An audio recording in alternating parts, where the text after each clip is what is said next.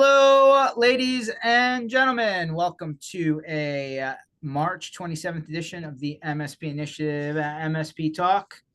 It is right there at the end of the first quarter. Today is opening day for Major League Baseball here in the good old US of A. We've officially passed the official or unofficial start of spring on May 20th, which means that your free ice cream and water ice is all out there, right? We're getting into warm weather mode, although it's still pretty cold here in Philadelphia, 44 degrees. I digress. MSPinitiative.com. That's where you're going to find everything that we are working on, including upcoming events that we're doing. So check out the website. We know we have a bunch of stuff starting to bubble up in the calendar. Probably around the June and beyond timeframe is where things really start to fire up from our perspective. So check those out.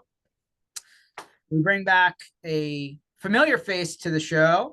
He's been on before. We bring him on again. Mr. Danny O. Hanley. How you doing today, my friend? Not too bad, sir. How are you doing? I'm still in Super Bowl celebration mode. I see that. Yes, we are still flying high here in Philadelphia. I think, the polls didn't come down, regardless of all the grease that we always hear about in the news. And I think crime stats are still down and traffic's a little bit more tolerable. It's all good. That's awesome. Yeah, admittedly, me being a fan of the stream, I had to bring my own support today. A little different sport, but we call it the same name. I got you. Football, soccer. I guess it all depends on what part of the world you're from. But hey, it is. Did you know that FIFA World Cup comes to the United States this upcoming summer? You talk the Club World Cup, right? FIFA, yeah. That should be good. Should be good. Yes. Many games will be played here in Philadelphia. So if you're interested, come on over. And then apparently the final will be at the good old Giants Jets MetLife Stadium. That's in North Jersey. So it's going to be an interesting setup to see how that works because the final for the World Cup, the following summer is supposed to be there as well. I think. Surprise! It's not that great of a stadium. All you Giants and Jets fans can attest. It's like basically they wanted to. It's like a newer version of the old stadium, but with a tin can around it. I don't know. They didn't really do a good job. And for a couple $1 billion, you thought that would have gone further. But what are you going to do? Look, I haven't been inside the stadium, but just knowing the location and like in and around that area, I'm curious to see how they're actually going to get that many people in and out of New York City. I hold on. It's in North Jersey. You don't actually go into New York though. Well, that's just it. But everybody who's coming internationally for the World Cup, they're not going to hang out in North Jersey, right? Jen says it's not fun leaving. Yeah, a bridge or a tunnel. Yeah, no, not good. Not good. Just regular traffic, And don't you forget, they put in a congestion zone. Remember that? I don't think I've seen it. Oh yeah. It's like extra toll tax to go into Manhattan and through the bridge and tunnel. Oh, yes, I did notice that the toll since I feel like since I've got my license, that toll has like quadrupled. Yeah, like I don't know what it is now. I feel like it's like $18 or something to go across a bridge or a tunnel. It's not cheap. I feel like it's higher than that. But yeah, I try and avoid those lanes. I can appreciate that. I'm Yeah. a big fan of the tap, just go around, right? Yeah. I don't know. Some of these people that I work with over here love JFK. Big JFK people. I I don't want to start a riot, but I am very much not interested in flying out of any New York airports. It's just not my I am right there. I am right there with you, pal. I really am. So, your background for anyone that doesn't know you, give us a quick drive by. Yeah, sure. I mean, I'm a finance guy, I'm an MBA. Realistically, I'm a data guy, right? And I think that's really what it comes down to for me and my background. I actually came into our industry I don't know, a little more than a decade ago. At the time, I was kind of just looking for startups in the New York City area, go figure. And got a call from a recruiter. They were like, hey, we see that, you're looking at startups, you're interested in this, that, or the other. We've got this company, it's based in Connecticut. It's the fastest growing company in Connecticut. You gotta come check it out. Just try it. I know you want to be in the city, just check it out. Turned out to be Datto, early doors, some, I don't know, 200 employees at that time. And man, was I in the right place at the right time. So, Mm. at that stage in my career, I had kind of gone back to get my MBA because I wanted to make better data-driven decisions. And I walked into a building where like they were just off of the back of a great product, they were just making money hand over fist. And like there was a lot of this going on in the air, right? I'm sure it was. For as big a company as it was, it sounds like they were running it like a small business. They were. I mean, that obviously changed, right? I mean, we see where they got to and the organization that they're part of today. But at that time, it was just like figure it out, right? And it was Whose credit card works? exactly. Although I think by then all the credit cards worked. Okay. Yeah. The question is, was there enough limit for the next bar tab? True. Okay. All right. So, okay, that's interesting because, like, I think most of us in the sandbox know the Datto story at one level or another.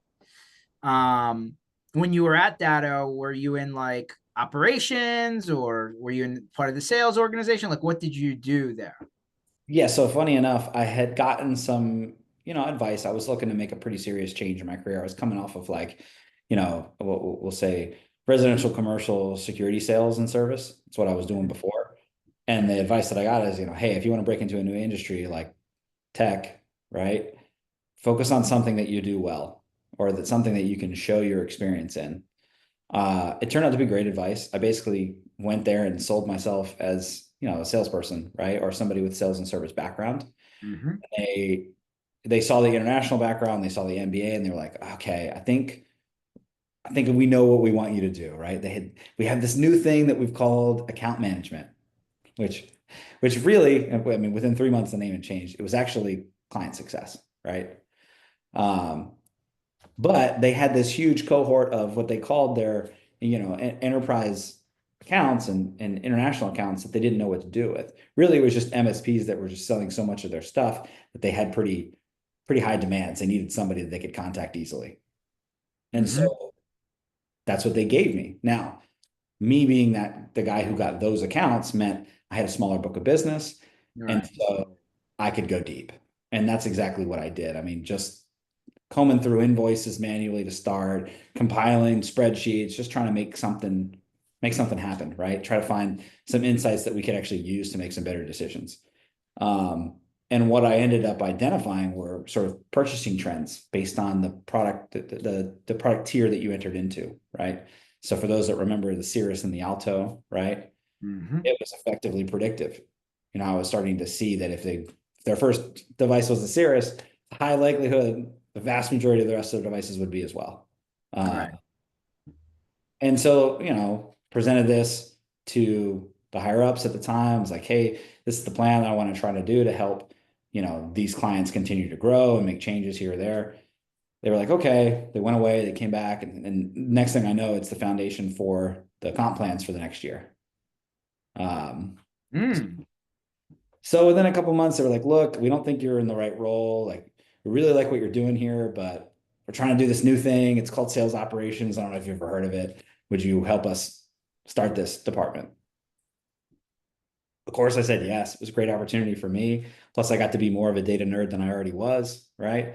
So shifted focus, started in sales, and kind of went from there.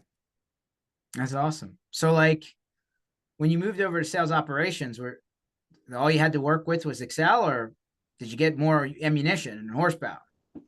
Yeah, I mean, at that point, I had, I had taught myself SQL over the course of like a 6 month period. I had figured out how to use macros to sort of like build automated reporting. And then I was taking those reports and, pushing charts to the TVs in the office. But like I got to a place where I was crashing the server that it was on, the TVs were going down. I was like, it would take, 2 minutes to load every time I tried to turn it on. It was a mess. And I was just like, this isn't this isn't sustainable. I think we've proven a use case for what it is that they're trying to see here. Here's my case for these business intelligence tools that I'd like to bring into the organization. Something tells me those are not the tools that MSPs use in their business today. You'd be right about that.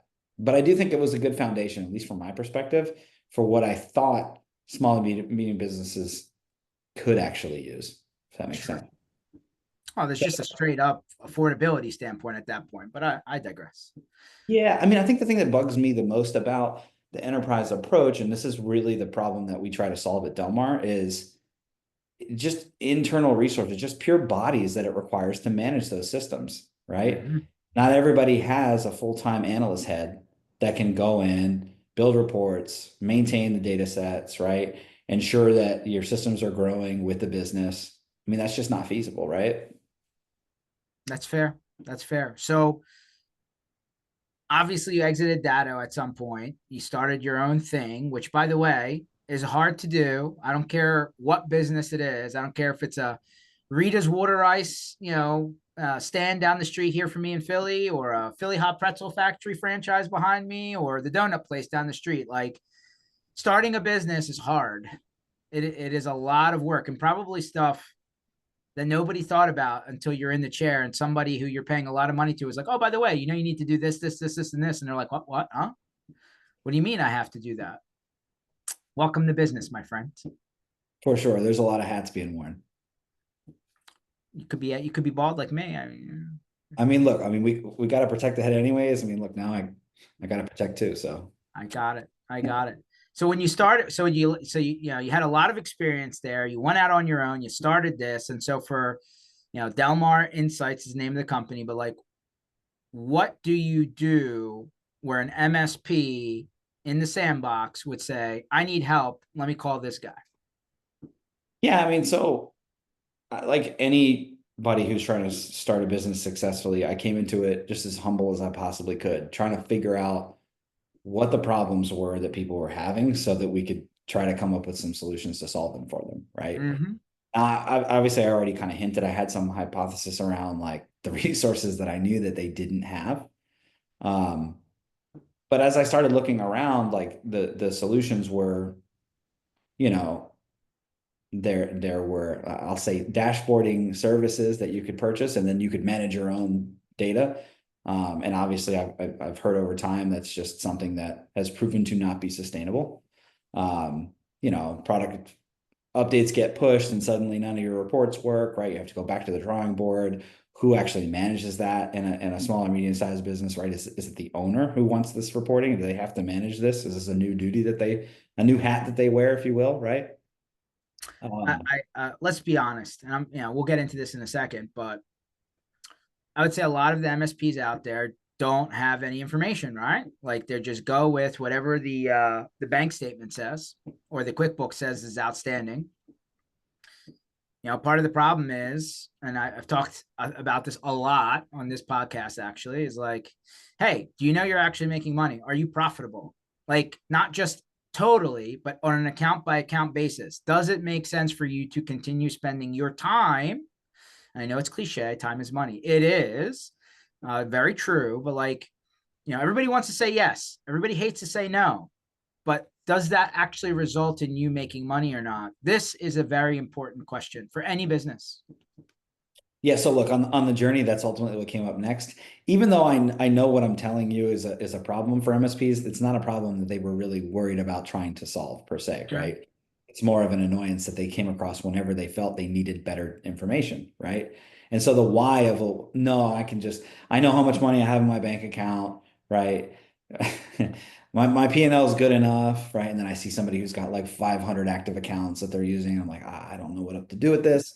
You know, generally speaking, the It's, profitability. it's, it's Go not ahead. just an MSP industry problem. It's just a small business problem. 100%, 100%. But so profitability talks, right? And so that's one of the places where we started to really answer your question, right? Is how do we help them identify profitability at a more granular level, right? Not just how much money is in your bank or that's left over after what you sold, but as you look to grow, right? How sustainable is the business that you have? Now, we got kind of lucky because I don't want to say lucky, none of us were lucky about this, but thanks to the pandemic, people were forced to take a long look in the mirror, right? Say, hey, am I running a sustainable business here, right? Can I really run my business off the back of, oh, I got to sell 6 more projects before the end of the quarter so I can make payroll, right? Right. Is that a sustainable MSP? And I think a lot of folks found out that it wasn't. Um, and so it certainly elevated exactly that, George. Let's take a deeper look at profitability. How can I plan for this in the future? How can I start thinking about right pricing? So yeah, certainly someplace that we started.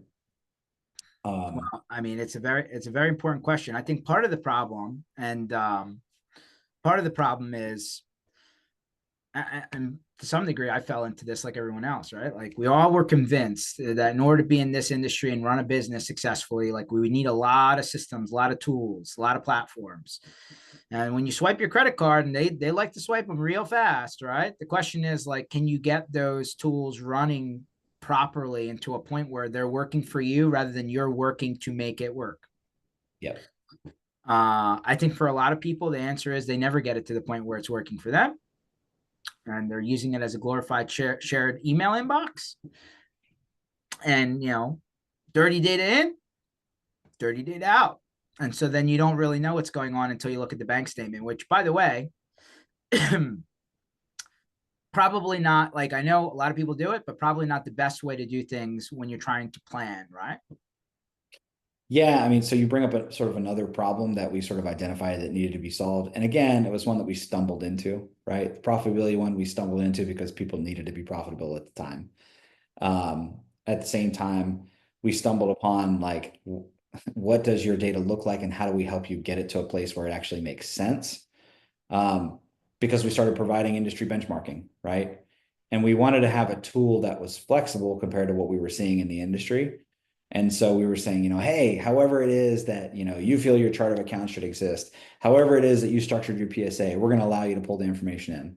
Well, what we then found is that some people just had, they built a house without a frame, right?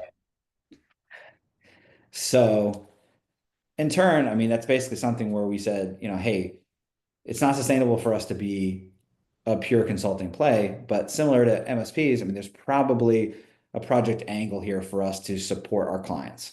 And that's effectively what we bolted on and said, hey, we're going to provide best practices for your PSA regardless of what you're doing. We're going to give you choices.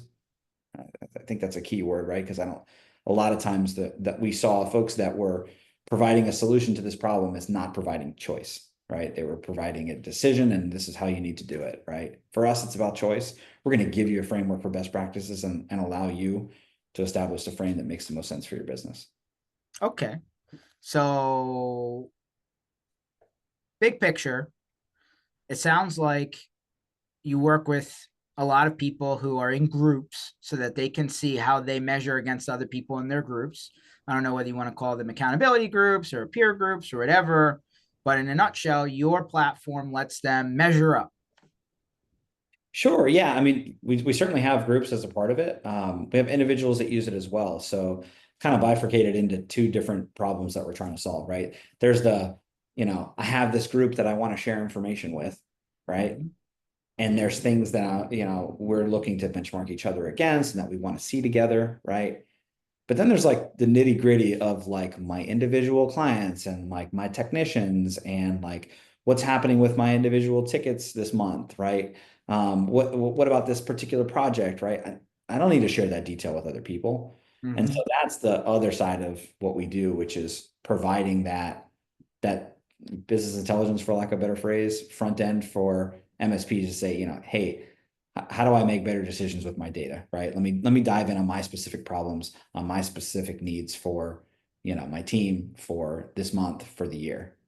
So, devil's advocate, why wouldn't I just buy something like Bright Gauge or one of the other dashboarding tools and connect the dots and see data?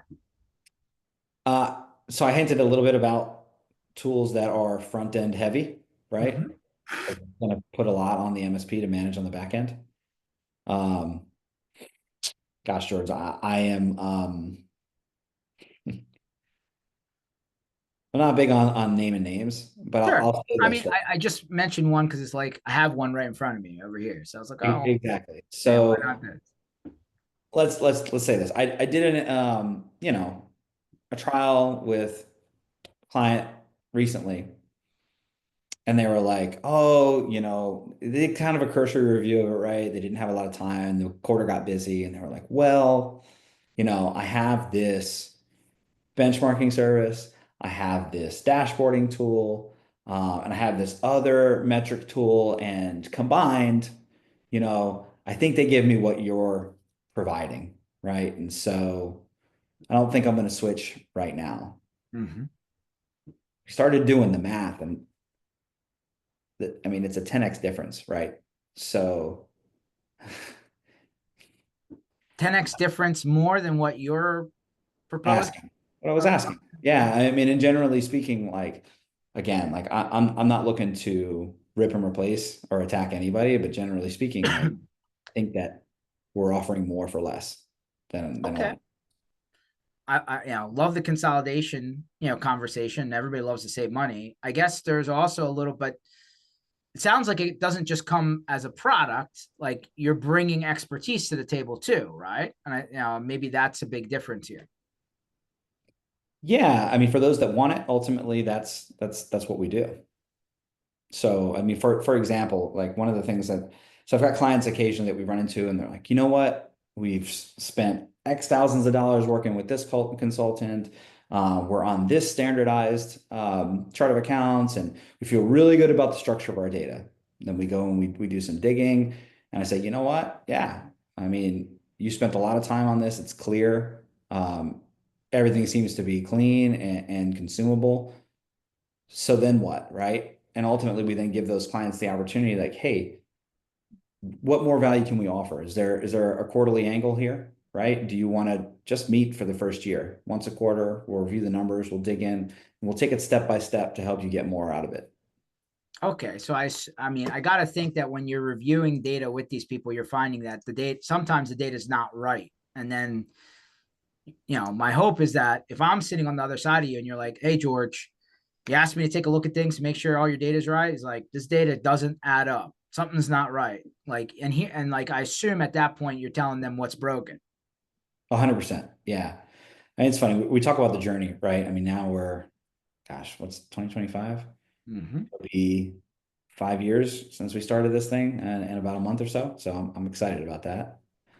Um, But yeah, I mean, early doors, I was sure it was me, right? I kept finding problems in the data and I was like, I must be doing something wrong. I quickly realized that 9 times out of 10, from probably 99 out of 100, it's a structural issue. And so I started building the system in a way that it was interconnected, right? So whatever data that we were presenting to them, I could find a trigger somewhere else in the system to tell me like, oh, okay, this is what's going on.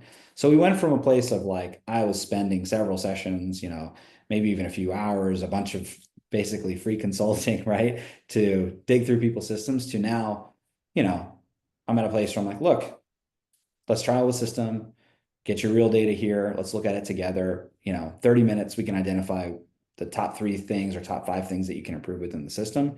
And then you're off and running. Got it. So I guess there's different people at different levels or different parts of their own journey, right? So like I assume a lot of people that come and can benefit from what you're doing could either be getting ready to sell their thing or getting ready to buy something else or maybe even merge, like that whole M&A thing, right? Like usually data is important to people somewhere in that conversation. It's big. So it's funny. When I last spoke with you guys, Stanners and I talked a lot about valuation. Mm-hmm. Ultimately, many of the things that we present, I didn't just kind of like, again, pull them out of the air, if you will. From my perspective, the way that I've sort of designed the system is around how can I identify the value of an MSP? Okay. Well, this is a very highly debated topic. Yeah. I mean, I'm happy to carry this any place that you want to go, but like generally speaking, if we're talking about a multiples type of an analysis, You got quantitative and you got qualitative, right? Okay. And everything that I think is important from a quantitative perspective is built into our reporting. And I would go as far as to say the things that we identify, that I was just talking about Mhm. from the data that we see and what's missing or what improvements that they could make goes a long way to solving a lot of those qualitative problems as well. I see. Okay. So, you know, again, if I'm presenting data about my business to someone, I want to be really confident about it, because if anybody goes to do due diligence, this is the type of stuff that gets broken apart, sliced, diced, and put back together again to make sure that it's legitimate, right? Because otherwise, whoever is coming to buy your whatever it is for sale is going to be like, well, wait a minute, we're not in agreement on what you're selling, right? Like this can make or break deals. Like people could just literally walk away from a deal. For sure. There's no question about it. Um, and it's funny. I had a meeting with somebody a couple weeks ago, and it was one of those folks who had just been very diligent, right? They were, it's funny, like the early part of the conversation was, it was very, it felt guarded, felt closed, right? Like they were protective of what they had built. And I mean, again, as you know, as a business owner, like I get that. Like I totally get that. Um, but then as they started to kind of like unpeel the onion, if you will, it was very clear that they had been preparing to sell.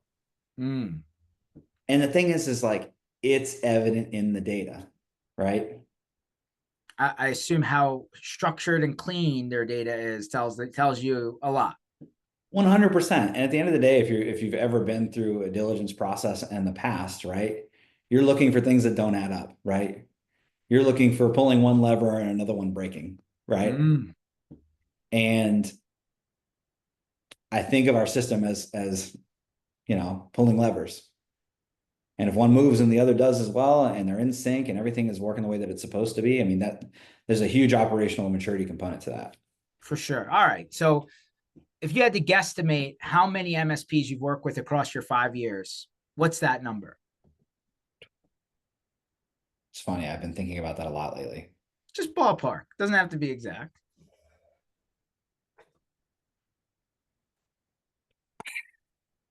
200, 250, something like that. Okay, that's not a small amount. That's great. That's awesome. Out of all of those companies, like I just want to start to categorize some of the things that you've learned, right? Because there's a little bit of a macro view now because you've seen so many, right? What are the top two or three things that consistently show up once you start pulling data out of all of their tools in order to try and tell them where they are from a company standpoint? And then like immediately it's like a red flag. Hey, there's a problem here. Like top two or three things. I think that the number one thing actually that we're talking about, and I'll try to come up with some others as well here, but like the big one that stands out to me is sort of allowing your clients to dictate the way you sell your services. Okay. How did you see that in the data? So I see that in the data in terms of like, let's say I'm looking to understand their recurring revenue model, right? Okay. And there's nothing recurring about it. It's up, down, it's left, it's right, and there's all kinds of things going on. I'm like, I see. It's this, not this, predictable. it's unpredictable, right? Which makes it not recurring, which makes it less valuable, right? As we're talking about, right? And a lot of times, as I start to peel back that onion, the answers are, well, this client's been with us for a long time, and so like we allow them to, pay as they go here, right? For some of these things. Then I have other situations where I'll see somebody, I'm like, man, there's really not a lot of project revenue, but they have a huge MSP practice. Like, what's going on? And they're like, well, like we really want to just like feel like our clients are getting more from us than anyone else. And so like, we pretty much give away projects for free. Hmm. I'm like, okay, there's another value box that's not checked, right? Um, and look, I'm not saying that people should be, nickel and dime in their clients, but they should have a very clear value proposition and it should be clear across your client base. Otherwise, it becomes extremely difficult to manage, right? And generally speaking, more labor intensive as well. That's fair. So there are tools out there, like their angle is, hey, we're going to go into your systems and find the stuff that you're not billing. All right, like it's its own category, right? In the MSP land, where they're like, hey, we're gonna discover unbilled stuff. We're gonna help you reconcile your vendor invoices versus what you're invoicing, so that like ever watch Bar Rescue?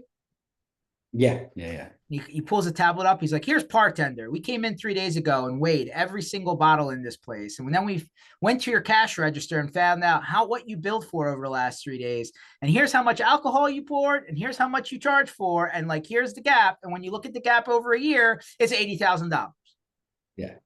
that they So didn't bill for, right? You always happens every time. The number may be different, but it's literally like I could guarantee you that conversation happens in a Bar Rescue show. yeah, no, you're absolutely right. And it's funny because, you're what you're saying. I promised I wouldn't name names, but I can think of a good friend in Australia who knows something about what you're talking about. Okay. So, like, I assume as part of you looking into business and profitability, and is the MSP predictable, and can you help them move the levers up and down in order to become more valuable? That's something that's clear. That is also a problem, I think. For sure. And I think, look, I mean, for that, we come at it a slightly different way. That's not necessarily something that we're focused on directly. But as you dive in on client level profitability, those kind of things become very evident, right? Mm-hmm. A lot of folks that we come across that have started to take that journey around structuring their pricing, right? They have some kind of pricing calculator, some model that they're using, whatever the case may be. As soon as I show them a client that doesn't meet the expectations of what they're expecting or what they planned from a profitability perspective, we start to look and be like, okay, well, what's different about this client versus this client? And those types of things show up big time, right? Mm-hmm. Same thing happens on the expense side with vendors, right? Um, Again, not an area that we've necessarily focused directly on, but I can tell you that I had a client, it's been 2 years ago now, that we kind of did a deep dive with one of his favorite clients, biggest, are so good for us, right? We haven't been charging them for projects, right? And I kind of just did some calculations using what we had in the system, and he was losing 20 grand a month. Wow, 20 grand a month. That's a big customer. It's a huge customer. First of all, that in of itself was like it was identifiably a large client within their client base. And the funny thing is, the relationship was so good that, this client, he had told me, hey, sometimes this client's like, are you sure? Like, you don't want to charge us for this? Like they had other partner companies that they would have expected to do that. Lo and behold, goes back, has the conversation with the client. The client's like, "Oh yeah, no problem. By the way, we've been doing some analysis, and I think you should also increase our base MRR by 5%." Wow, your customer is asking you to I charge us mean, more. first of all, I know this Can is like we? I was gonna unbelievable, say, can we go report right? this? Something's not right. Like this never happens. Absolutely, just an unbelievable story. But again, like if you have the relationship, you're showing the value to your clients, and there's no reason why you can't go back and have that conversation with them. Look at it with them, show them the numbers, come up with a plan that makes sense for you long term, and price them where they should be. Most clients will appreciate that upfront honesty and their and willingness to work with them. Hmm, it's interesting. Okay, so we talked about red flags that show up in the data right away. When you get into your benchmarking conversations, what are the types of stats that these companies like to measure up against other MSPs? Is it pretty, is it two, three, four things? Like what are the things that they care about? So this is an interesting one because I feel like last time well, maybe a couple of road trips ago, you had asked a similar question, like what's the key KPI? And the more that we've brought new people in this year, the more we've heard people mentioning just like these, I don't want to say wild, but just random ratios and this, that, and the other. And they're like, well, so and so said like this is the most important ratio that you have to see.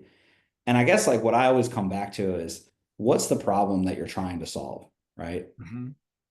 And like maybe that ratio does tell you exactly what you want to know, right?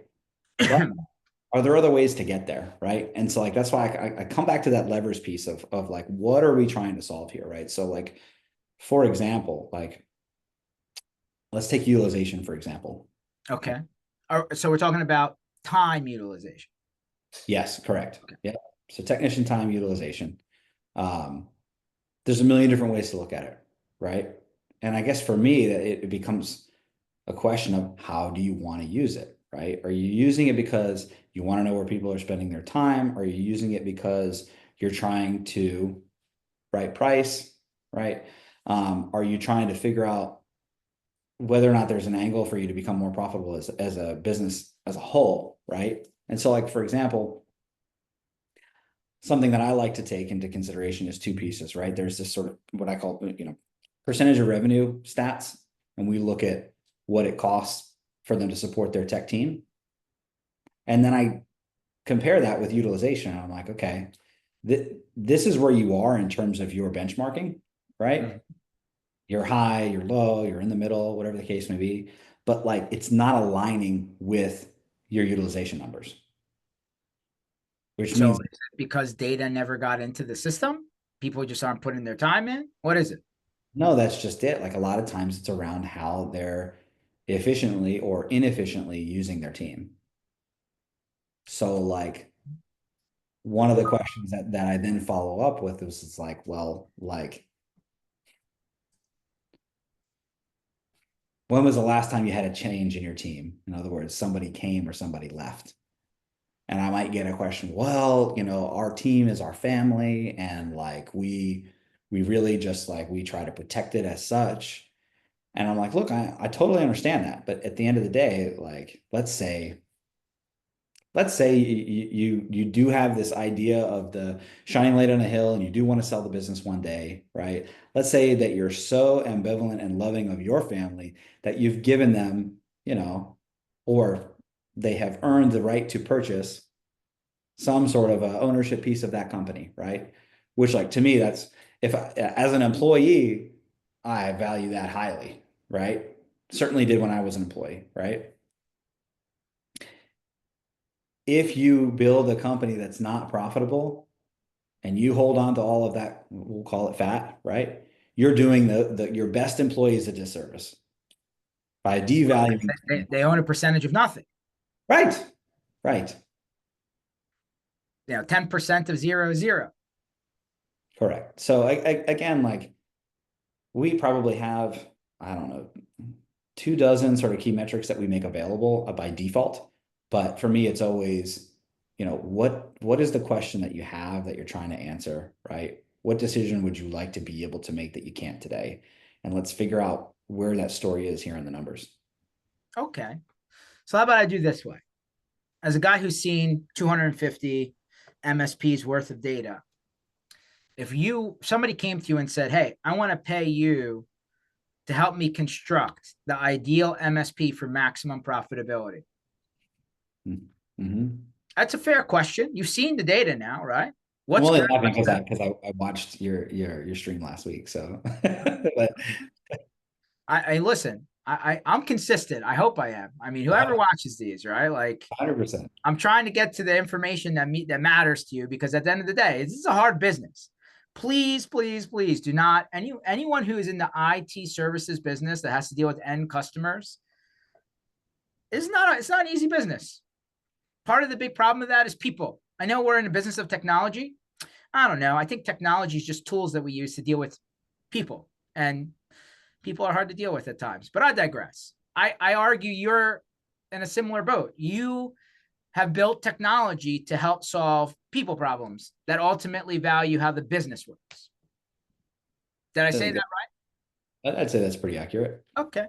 So, like a lot of the things that you uncover through your journey is inefficiencies, maybe overspending, underbilling, not utilizing time properly, not tracking information properly. Like it's almost, but you're almost going to somebody who thinks that everything's good, and you're like, what do you want to know? What do you? What's it? What is the question that you're trying to solve for? And they don't even know what it is because they don't even know where to start.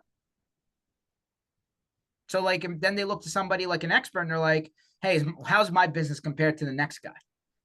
And I'm sure the question, and then I'm sure you get this question. Tell me if I'm wrong. And you're going to be like, well, that guy's twice your size with with double your employees and 3 times the amount of customers. Like, are we comparing apples and apples here? Yep. I got to think that that's part of the conversation. And then Sure. I would think if I was that person on the receiving end of that message, be like, all right, to somebody close to my size, how do I compare? That's a fair retort, right? And then you're like, well, in order to, I'm guessing here, but tell me if any of this is wrong. I would think if you, in your position, you'd say, in order to really tell you what that is, the information has to be right. Otherwise, I'm giving you bad intel. And then if you go and make business decisions off of bad intel, I'm the bad guy here. So before I can answer that question, do we have the right data? Are we calculating this right? Does it look right? Because right now I'm seeing red flags all over the place. Can we talk about this? Tell me if any of that was wrong. No, you're pretty spot on. Okay. By the way, I've never sat in on any one of your conversations. I literally am just guessing my way through what this looks like, right? Well, I mean, call me crazy, but you know a few vendors, and last I checked, you still have an MSP. Oh, it's fair. It's fair. Slowly on its way. Finally, like all things come to an end to that end. But all of that being said, like as a person who ran an MSP for a really long time, let me tell you a couple things that I saw, and let me tell. I want to know if it matches up with what you're seeing. Anytime I go to have a pricing conversation with my customers, they come back and say, "Hey, things are working. Why do I need to pay more? I don't, no, you're not, there's no fires. Car turns on. I can drive down the street. Everything you said you were going to do, you did. Why am I paying for more? I'd argue you've done the work that you needed to do. You should charge me less." I love that conversation. It came up all the time. To which it's like, hey, listen, if you look at what you're getting from me, the MSP, a large part of it, unfortunately, is not even my stuff. I'm simply just bringing outside technology to you that you need. It's like electricity. Sure. Okay. The only reason I'm bringing it to you is I want to make sure that whatever you have in here, I can properly manage so that we're not trying to figure out spending all this time on how to make things work. Right. Like if you were to go take this bucket of spend and go out to the street and buy this technology directly from the vendors themselves, you would be paying this money anyway. So if I Sure. take away the electricity from the conversation, here's what's left for my time and my expertise. And I would argue I'm not charging appropriately for what you're getting from me. And they'd ultimately come back and they'd say, but it works. Like, what time are you putting in? And then I'd be like, hey, does your car run without taking it to get a tune up every once in a while? Like the oil change happens for any non-electric car at some point, but then there's still brakes and tires and all of that stuff, right? Like you still need to get things maintenance to keep using it. We're just doing that continuously. So if I stop doing that, when does it break? It's going to break. It's not if, it's when. How long does it take until it breaks? Constant battle with the customer on value versus spend. Yeah, I mean, it's interesting, right? For that particular conversation, I feel like we live in I mean, we're a service-oriented world, right? But we live in a world of insurance. Okay. Like generally speaking, you don't want your car to break down, right? You don't want to go through that. Not me. We all know how painful that is. And so when we go to whether it's paying car shield or it's, going in for preventative maintenance, like our goal here is to minimize the pain associated with something going wrong and minimizing when it goes wrong. I mean, I feel like I had this light bulb go off when I first started working for Datto because, I'm like, oh, again, I was learning at the time. I was like, what exactly is it that we're selling people? Like, what is this thing? And they're like, just think of it as insurance, right? Something goes wrong, we're here to help. And generally speaking, like I don't see it to be that different as an MSP either, right? They're paying for peace of mind. Okay. I mean, ultimately, when they don't value the peace of mind is where they come and tell you you're charging too much. That's true. And then I feel like at that point you That have, happens. but then at that point, call me crazy, but you've failed the client at that point. Okay. In other words, like there's something on the proactive side that we could fix. Sure. No, I get it. I mean, at the end of the day, big picture, I know I've said this many times. I'm going to say it again now in this context. Hard business to be in. It's a grind for a lot of people because like you're treated as the 911, line. You always have to be available, even if it costs more. You're generally not charging properly for what you should be charging. And this is why you're ultimately not happy with your bank account statement because you're not, the money that should be there isn't there. You're not billing appropriately. And then ultimately, like the burnout factor is real. How many times has somebody come to you, Danny, and said, hey, I'm trying to figure out when it makes sense to add more people based on the number of customers I have. And I'm constantly fighting this problem where I brought on a bunch of customers, everybody's really overworked, but then like I still don't have enough funds to actually put another person in there. And so I'm never aligned. What do you say in that situation? So the video skipped for me for a moment there. So let me just make I was just saying like the headcount versus customer throughput problem. so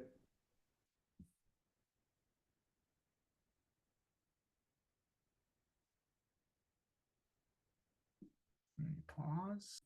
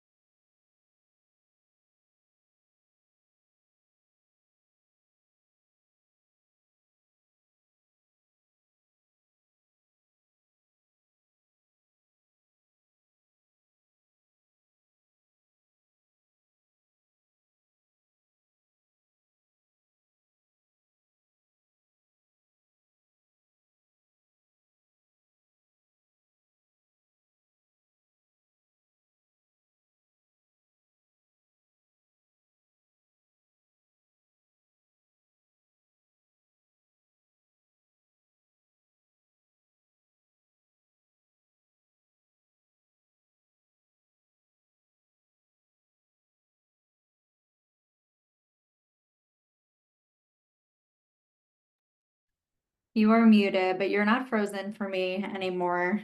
All right. Don't know what happened there. Technology breaks, right? At one point, it was just Danny frozen. Then you were both frozen. Well, I came and went back just to make sure that it wasn't me. So we'll see. We'll give Danny a second to sign back in, and hopefully we can finish this convo. But in the meantime, just a great example of when technology works, it's great. And when it doesn't, you're And broken it down does on and the it side of the doesn't. road. Yeah, exactly. Exactly right. Fun times. Wonder what happens at Chick-fil-A when their technology goes down. What happens? The world ends as we know it.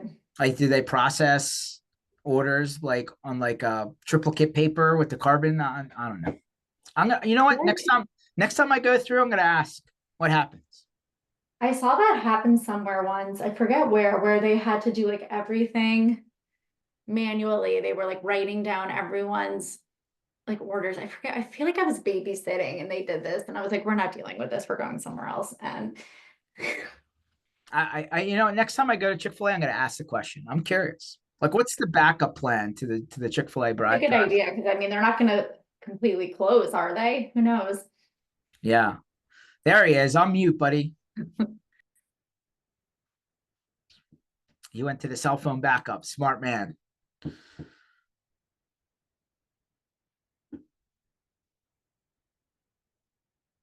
And we're Yeah. back. And we're All back. right. I was just asking Jen. I was like, hey, what happens to Chick-fil-A if their system goes down? What do they do to process all those cars? It's a good question. I'm gonna find out. I'm gonna bring that to another episode. So back to what we were saying, which is the how do I, common issue in MSP land was always and it still is, hey, I signed a bunch of business. My people are now overworked, but I still don't have enough revenue to add another person. So then you add another person just to offset the pressure, but now you don't have enough revenue to come in, and it's this constant seesaw. How often does that conversation come up? Fairly often. So what's the magic answer to all of that? I mean, unfortunately, there's no magic answer, right? It can be circumstantial depending on what the client situation is. Um, I think you mentioned already, like sort of, we've talked about pricing, right? We need to make sure we are right priced. Here's what I would say if I'm thinking about this from a value perspective, we need a predictable pipeline if we're going to be able to answer that question. Okay. So you're talking about pipeline of prospective and new clients. Yes. Okay. So for me, I wouldn't think about the problem in that way until I reach that place. And for many MSPs, they never do, right? And so hence the seesaw, that constant challenge. But there is that certain tipping point that I see in terms of the level of maturity of certain MSPs where once that pipeline is defined and they know what they can expect is coming in, it becomes much easier to plan for the heads accordingly. Got it. So rewind. Why would an MSP sign up with your company?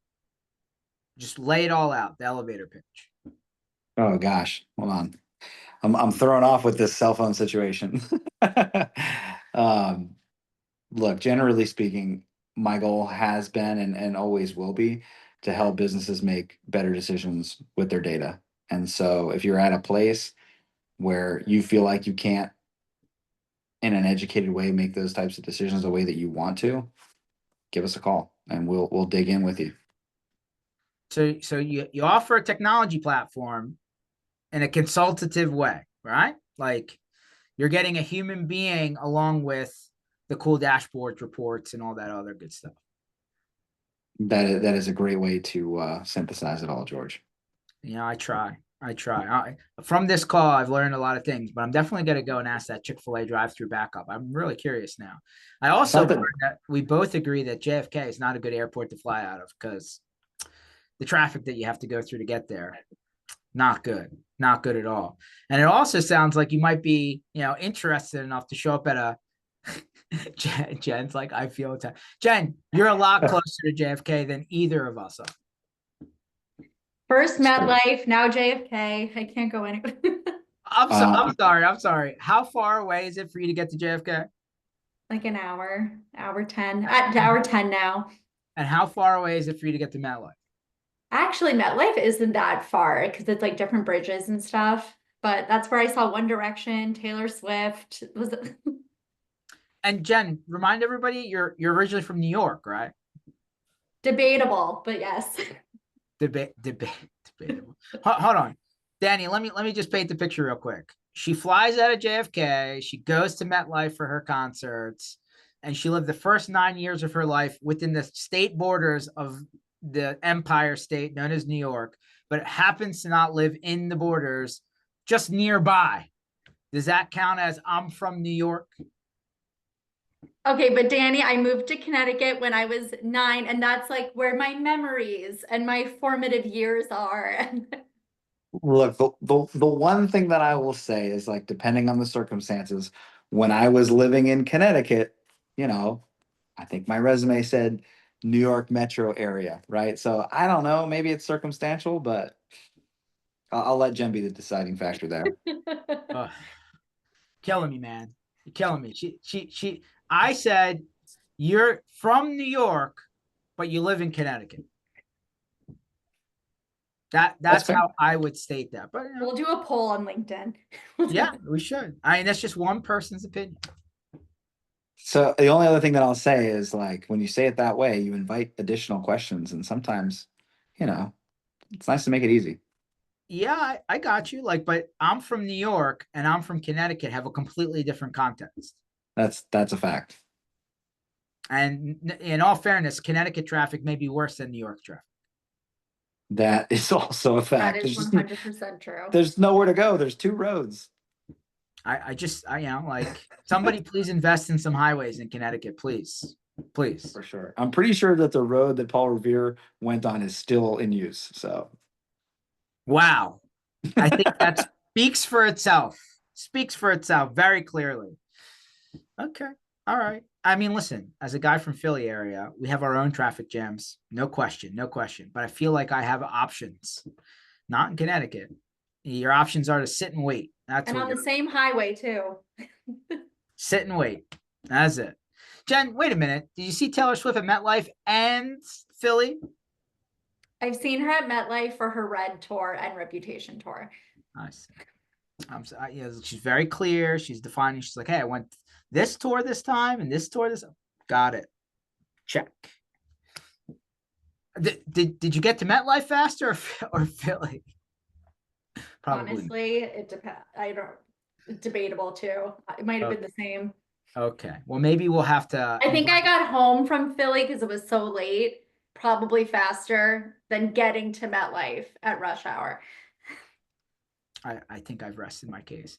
Danny, where do people find more information about Delmar Insights? Check it out. Maybe talk to someone. Where you want to send them? yeah, I mean, DelmarInsights.com is the easiest place. You can also find me on LinkedIn and just reach out if you have some questions. Yes, for people who are listening to this podcast instead of watching it, this is Danny, DANYO. You know, got the little Hanley, right? Like, yes, an apostrophe. Is that what that is? The family is pretty Irish. There's no doubt about it. I didn't want to assume, but it did definitely look that way. So there you go, for sure. Well, maybe we'll see you out here. We can get you out here for FIFA World Cup action. I am definitely open to that idea. So look, thank you guys for having me. Okay. Awesome. Thanks everybody for watching and listening. MSPinitiative.com. We're going to park this session there with the rest of those sessions. And I have a striking suspicion that you'll probably see Danny out on the road sometime before now and the end of the year. He likes to pop into certain places. But definitely check out Delmar Insights and see if they have something that they can help you with. Catch you later, everyone. Have a good one.